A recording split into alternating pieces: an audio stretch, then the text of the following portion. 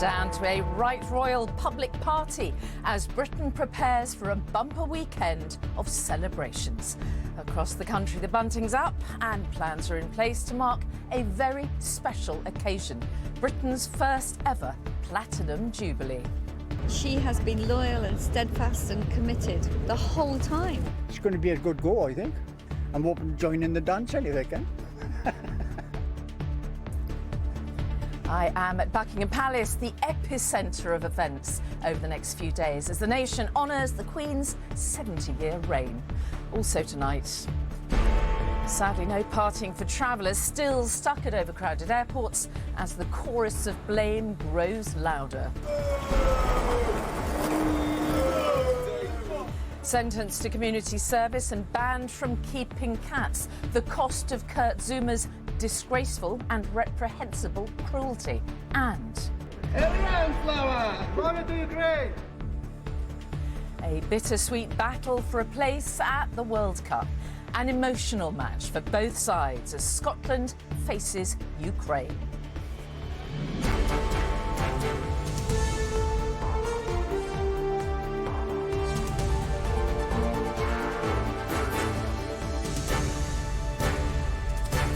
From Buckingham Palace, this is the ITV Evening News with Mary Nightingale. Good evening from Buckingham Palace as we count down to 4 days of national celebrations for a piece of British history, our first ever Platinum Jubilee. The Queen herself is staying at Windsor Castle tonight, getting ready to mark her 70 extraordinary years on the throne. Harry and Meghan are due to join the rest of the royal family, gathering for the big event. And all over the country, people are putting the finishing touches to plans for what promises to be a party like no other, as our royal editor Chris Shipp reports.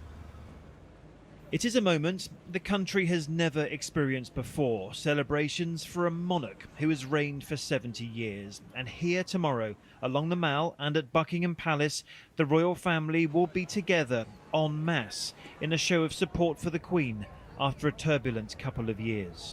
Expected to arrive on the Windsor estate today, Prince Harry and Meghan with their children. Their daughter Lilibet has never met her great-grandmother, the Queen, after whom she was named. The other cause of upset for the Queen in recent months, Prince Andrew, was seen out riding today. His appearances will be very limited. He is likely to attend the service at St Paul's Cathedral, but unlikely to be seen at anything else. The 4-day bank holiday weekend starts tomorrow with Trooping the Colour and a balcony appearance from the Queen. In the evening, she will lead beacon lighting across the country. The principal beacon is an unusual one this time, a tree made of trees at Buckingham Palace, which will be lit by lights rather than flames. It was felt that, you know, the Queen's Platinum Jubilee principal beacon should be a unique one, and because green is the future, it was felt important to replicate it with this wonderful tree. By the time we get to Sunday, the finale will be a 2-mile-long pageant, and the rehearsal today for that suggests it's going to be a great watch for the crowds along the route. I don't think I have words to explain how excited I am to do this. I think it's such an incredible thing. So from a scale from 1 to 10, I'd say infinity, because this is just such a huge opportunity. After the silver, golden and diamond jubilees, one tradition is being maintained for the platinum: camping on the Mall. And why not? She has been loyal and steadfast and committed the whole time. Everybody's, partying and happy and cheerful, and, everybody's making friends, and we're here to celebrate. The nation's focus might be on this corner of London from tomorrow, but this will be a nationwide celebration. Chris Shipp, ITV News, on the Mall. Well, right across the country, cities, towns, streets and communities are going to be staging Jubilee celebrations in their own very individual ways. Rhys Williams has been finding out. Across the country, flags are being unfurled. For many communities like this one in Ynys Meurdea near Llantrisant, it's the first chance for a good knees up together for a long time. After COVID and the lockdown, I think it's really important that people do meet and get out and about, so everyone's really looking forward to it. Hopefully the sun's going to shine as well. It's going to be a good go, I think. I'm hoping to join in the dance if I can. Business is booming for the village caterer. This their third 5 a.m. start of the week, conjuring up party food fit for a queen. We're inundated, we're very, very busy. Turned loads away because we just can't do any more. Everyone's having a party? Everybody's having a party. Wonderful, isn't it? In Buckinghamshire, RAF personnel are fine-tuning their music and their marching for Sunday afternoon's pageant in London. But if pomp and circumstance aren't your thing, then maybe head to Liverpool, where drag queens are kicking off the bank holiday weekend in style. I've enjoyed this Jubilee party. Up in Yorkshire, a big lunch party brought young and old together, while in Leicester, an event was held for people who otherwise wouldn't have the opportunity to celebrate the Jubilee. The homeless community are forgotten when it comes to things like this. You know, they're not going to have any street parties to go to and things like that. So for them, it's going to be an opportunity to kind of like maybe have a bit of a relax, you know, put their feet up for a little while and maybe potentially think about something better than the problems they're facing every day. The plates are stacked, the tables are laid and the balloons are ready as communities across the UK make their finishing touches, and they'll all be celebrating in their own special ways. Rhys Williams, ITV News. And our rollers, Chris Shipp, is with me now. We've had some news this afternoon of the Queen's role in tomorrow night's celebrations, haven't we? Yeah, perhaps some good news, given that we're not often told for sure about the Queen's movements a day out these days. We have to wait until just a few hours before. We have, however, been told that tree I was speaking about, you can just see behind me there, the principal beacon, the Queen will lead the lighting of that tree. She won't do it from here, she'll actually do it from Windsor Castle, which again, I think says a lot about how the Queen, they're doing whatever they can to accommodate her. Prince William will be under that tree, but the Queen will be able to do it.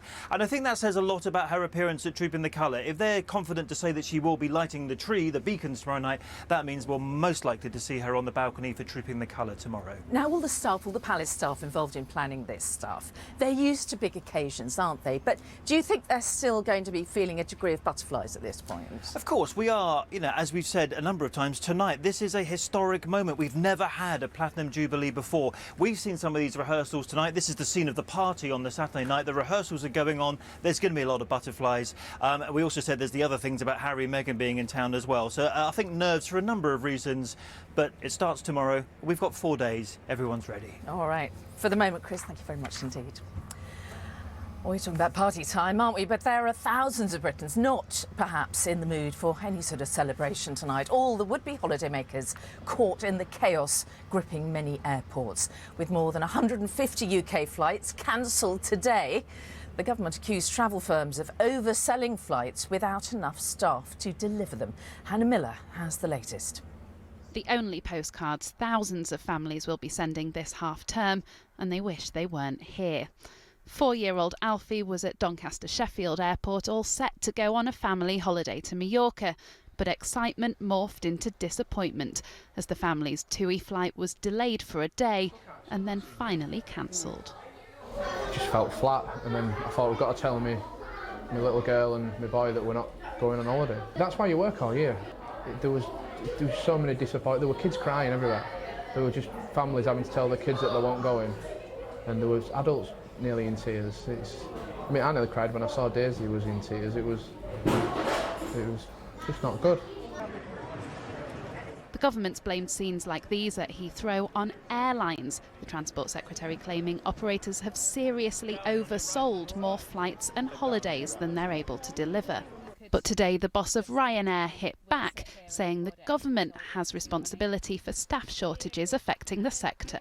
The challenge for the airlines and also for the airports continues to be the recruitment and training of staff, particularly post-Brexit, where you can't bring in lots of Europeans, and it is very difficult to recruit and train staff at the airports and for the airlines in the UK, where you are limited only to UK citizens. And with Gatwick Airport and EasyJet experiencing more flight cancellations than anywhere else in the country, these customers were venting their frustration from the terminal floor. No, we're about to board the plane and someone shouted out that the flight was cancelled. There was no communication, we didn't understand what to do next, how to get our baggage back. We've still got no answers, so we're sat here waiting to understand what's next. They've booked all the flights, haven't they, EasyJet, being greedy, and it's the customers that are suffering. And while the blame game continues, there are warnings that it could be months before airlines are really ready for holidays to take off. A stress-free summer break could be off the cards too. Well, here in Doncaster, TUI say the vast majority of flights are now operating as planned. You heard passengers angry at EasyJet there towards the end of my piece. They say they are sorry for the late notice of cancellations, but they are necessary to provide a reliable service. And the truth is that whether it's the pressures of COVID or a lack of available staff, the context in which the travel industry operates has changed vastly in recent years, and they are still working out how to adjust. All right, Hannah Miller in Doncaster, thank you. Look at other news now, and prices are rising at their fastest rate in more than a decade. The increase is being driven by food inflation, which increased to 4.3% in May. Experts are warning it will get worse before it gets better. The Metropolitan Police prosecuting 4 people for allegedly breaching COVID-19 laws during a vigil for Sarah Everard. Hundreds attended a spontaneous gathering in Clapham Common after she was killed by a serving police officer last year. And the Prime Minister has hit back at the growing pressure on his leadership, saying it would be irresponsible for him to quit. In an interview with Mumsnet, Boris Johnson said he had thought a lot about questions over his future and described the Partygate scandal as a totally miserable experience for people in government. The Premier League football star Kurt Zouma was told by a judge today that kicking his pet cat on a home video was disgraceful and reprehensible. Zouma pleaded guilty and was sentenced to 180 hours community service and banned from keeping cats for 5 years.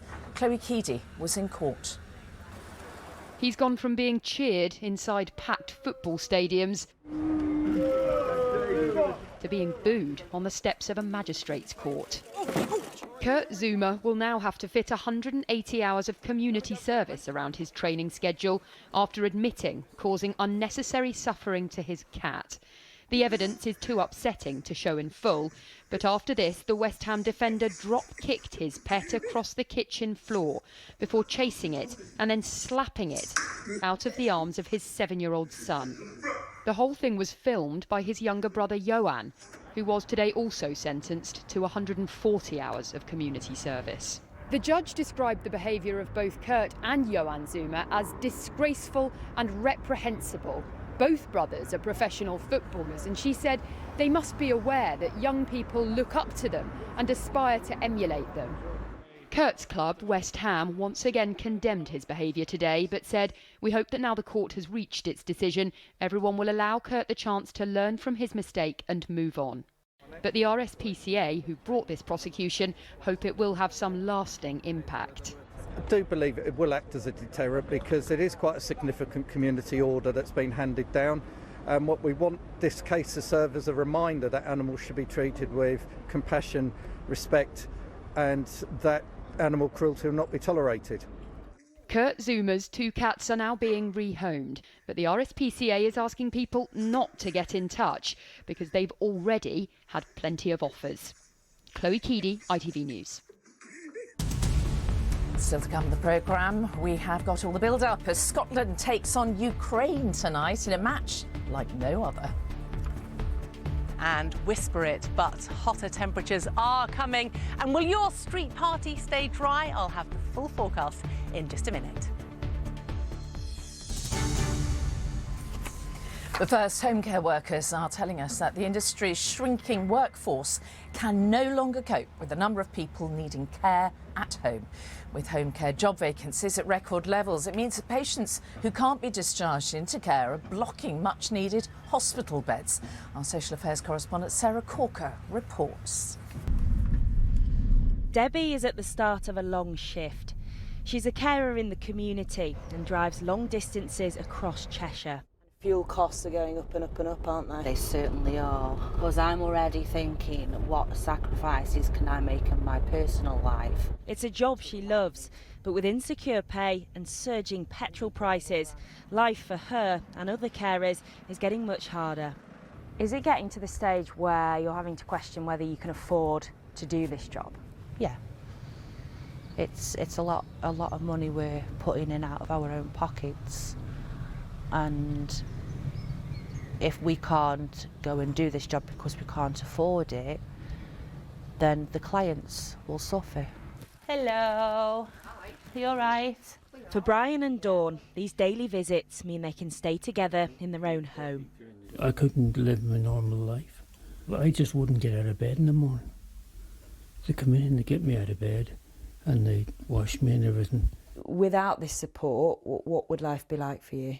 We would really struggle because Brian is non-weight bearing now, so we use a hoist. If you're doing it day in, day out, morning and night, it is hard work. The vacancy rate in home care is at a record high of 13.5%. COVID isolation grants have been cut, with 96% of those surveyed receiving no pay or low pay if isolating. Fuel costs are spiralling. 90% of workers use their own cars, some getting just 10 pence per mile. Carers working out in the local communities are the backbone to social care and healthcare support throughout the country. So we'd really like to see some sort of subsidy support to help them with fuel. And if the right care isn't available at home, that has a ripple effect through the NHS.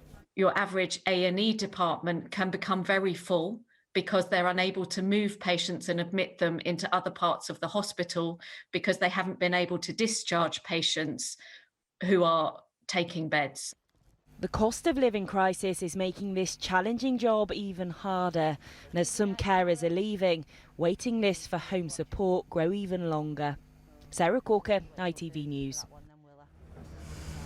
In the United States, the jury have reached a verdict regarding Johnny Depp's defamation suit against Amber Heard.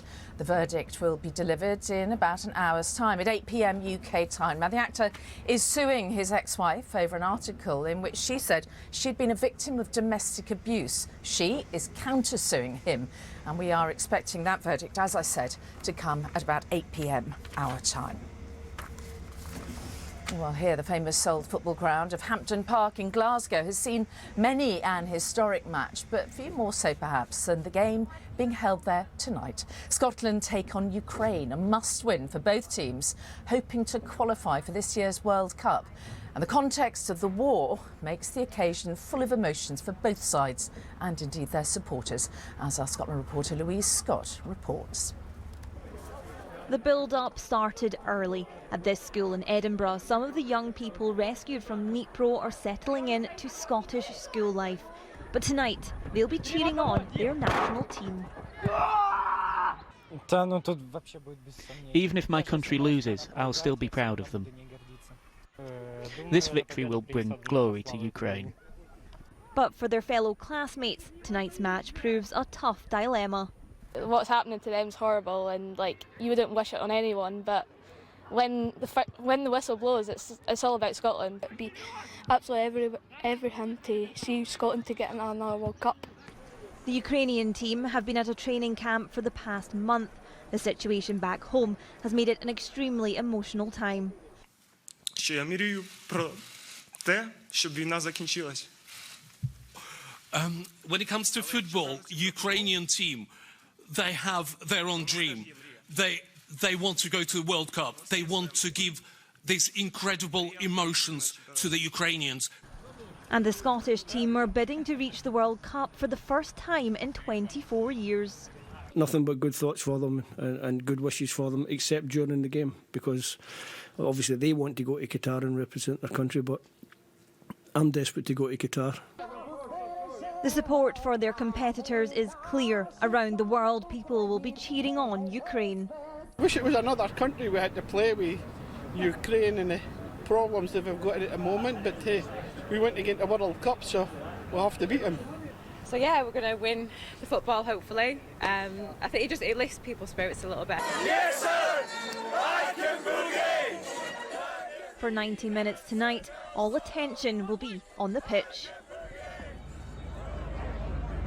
Well, gates opened 30 minutes ago, and since then a steady stream of fans have been filing into the stadium behind us. It's a real emotional affair and a fairly subdued atmosphere so far tonight. Kick-off is in an hour's time, and proceedings will begin with the Scots being asked to sing along to the Ukrainian anthem in support. But as that first whistle blows, both sides want their teams to make it to the World Cup.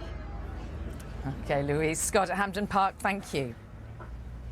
Well, from a big occasion in Glasgow there, right back here to the Mall, where we're looking forward to celebrating the Queen's history-making Platinum Jubilee. Here and right across the country, people organising celebratory events are keeping their fingers very much crossed for the one element they cannot control, and that is, of course, the weather. Becky Manton joins us from Saffron Walden in Essex. What's happening there, Becky? Well, if only I could control the weather, Mary, but sadly I am just the messenger. And of course, when you throw in the fact that you've got the meteorological start of summer today, as we're now into June, and then you add a bank holiday into the mix as well, pretty much anything could happen from a weather point of view. But we British don't let a little thing like the weather get in the way of our fun. In fact, there's lots planned over the next few days here at the beautiful medieval market town of Saffron Walden. Well, definitely those preparations were already underway to make it a real family affair. As well as the circus behind me, we've got those preparations with the bunting going up ahead of 4 days of events. Town criers, dancing, lighting the beacon, a huge Jubilee lunch and a platinum party at the Palace screening as well. There's even authentic little British seaside with an authentic British seaside shower thrown in for good mix. Let's have a look at the forecast over the next few days. Today, in some places, it could be pouring, but don't worry, it'll only be in very isolated areas. Heinz Salad Cream sponsors ITV National Weather. So it really has been another fairly unsettled day today with showers around, but things are looking up. Don't tell anybody, but we do have some warm sunshine on the cards for tomorrow and largely dry as well. Although I'm afraid for you, Northern Ireland, you are expected to have a fair amount of rain, but things do get better for you over the weekend. So as we look ahead to this evening and overnight, any showers from today tending to die away, becoming largely dry, quite chilly as well. Those clear skies, tumbling temperatures low enough for a patchy grass frost in places. And we are expecting some mist and fog patches as well, and they are going to be clearing quite quickly through tomorrow. By the end of the night, I'm afraid we've got an Atlantic occluded front bringing some rain in across Northern Ireland, and that is going to take its time to clear. So looking ahead to tomorrow in more detail, then it is going to be a fairly wet picture, I'm afraid, for Northern Ireland for pretty much the whole day. In terms of lighting the beacon for you tomorrow evening, it might be easing, but I think it'll still be a relatively soggy affair. But elsewhere, there is tons of sunshine around. Sorry to rub it in Northern Ireland, but tons of sunshine around, largely dry. The risk of a few light showers across Northern England and Scotland, but generally speaking, looking good, highs of 22. Then on to Friday. Well, again, it's going to be a largely dry picture. Showers mostly across more western areas, fairly few and far between, but a little bit more cloud around. But just look at those temperatures. In the south, we could have even 25, maybe even 26 degrees. Cool, blimey. Heinz Salad Cream sponsors ITV National Weather.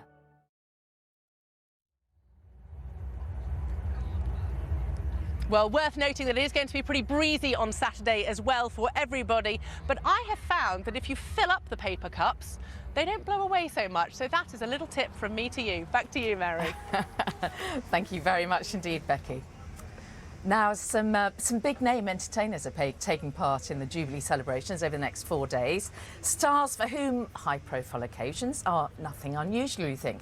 And yet, as two of them told our entertainment reporter Rishi Davda, performing for the Queen remains a really special honour.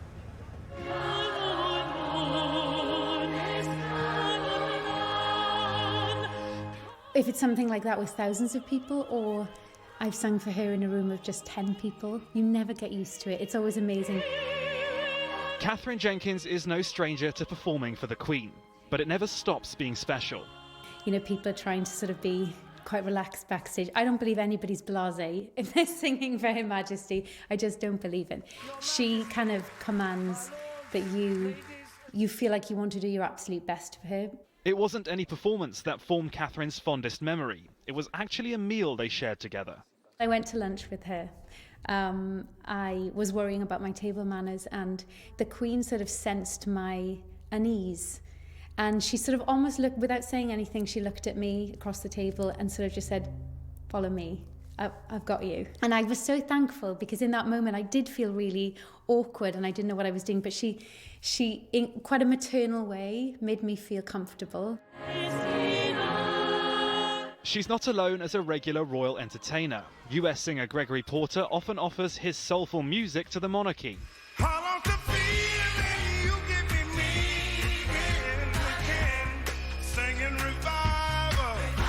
She's living a life of grace. There's still much to celebrate. A person in her position, you celebrate her, but you celebrate her legacy as well. That's already been laid forth. Performing at the Royal Windsor Horse Show recently evoked memories of the first time he saw the Queen. There was no conversation with the Queen. It was just a wave, which is no small wave. You know, we don't have royalty. We don't have castles or palaces. So it's all very wonderful. Gregory and Catherine will join in the Jubilee Celebrations as the country comes together to honour 70 years of service. Rishi Davda, ITV News. Well, it really does promise to be quite some occasion here at the Palace. But so, I think, does the whole four-day celebration up and down the country. And Chris Shipp joins me now for a final thought about what's in store. It's unique, this, isn't it? It is unique, and let's not sugarcoat it. Actually, there was an opinion poll out today saying the royal family is much less popular now than it was at the time of the Queen's Diamond Jubilee 10 years ago, particularly a problem amongst young people for the royal family. But I think the Queen will want this to be a moment of togetherness for the country. Look, even if you're not here, even if you're not watching any of it on TV, for most people they get a four-day bank holiday weekend. That's something to celebrate in itself. But I think after COVID, after the divisions over Brexit, if you look back over the last 4 or 5 years, I think this historic moment is a time to pause and to celebrate.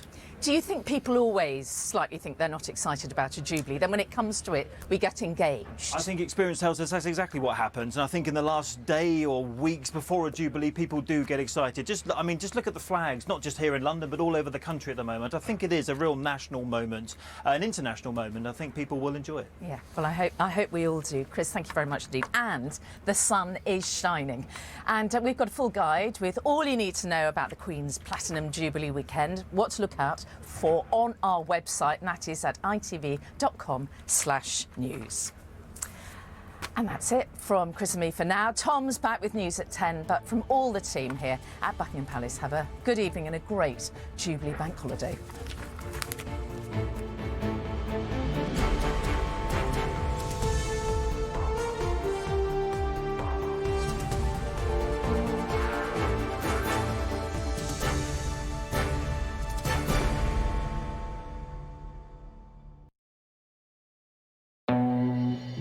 Welcome back to Lincolnshire, where I'm with M&S Senior Horticultural Technologist Catherine, learning more about their British summer flowers. Catherine, we've got these beautiful M&S British summer flowers. What makes them so special? Well, we work with fantastic growers to create these beautiful blooms. We work to make sure that the soil management is correct and also that they're hand-picked when they're in their prime. Have you got any top tips for me? Yes, definitely. So always make sure you've got nice fresh water and cut the stem at an angle, and that increases the surface area, allowing the flower to take up the water that it needs. There is another one actually, so always make sure you display your flowers away from the fruit bowl. Fruit speeds up the ageing process. Handy hint, I had no idea. We want to make sure that our M&S customers get the best out of their blooms. A slice of summer indoors. Definitely, and actually I've got some beautiful